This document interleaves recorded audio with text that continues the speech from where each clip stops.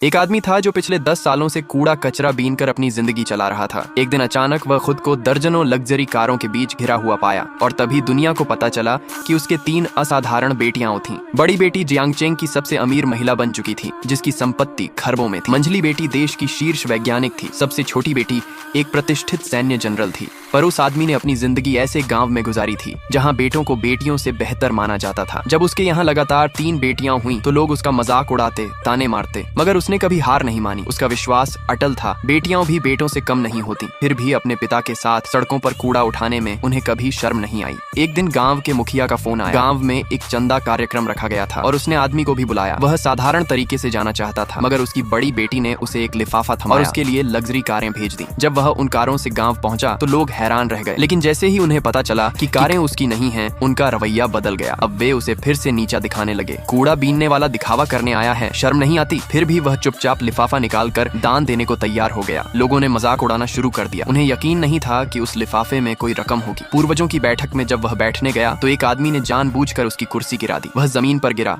और लोग जोर जोर से हंसने लगे। मुखिया ने हंसते हुए कहा, जिसके बेटे नहीं वो आदमी कहलाने लायक नहीं। 3 बेटियां हों तो कोई इज्जत नहीं मिलती। अपमान सहते हुए भी उस आदमी ने शांत स्वर में कहा, मेरी बेटियां तुम्हारे बेटों से 100 गुना बेहतर हैं। इतना सुनते ही भीड़ भड़क गई। मुखिया ने कुछ लोगों को इशारा किया और वे उसे घेरने लगे। उसी वक्त आदमी का फोन फिर बजा। उसकी बड़ी बेटी ने महसूस कर लिया कि पिता किसी परेशानी में है।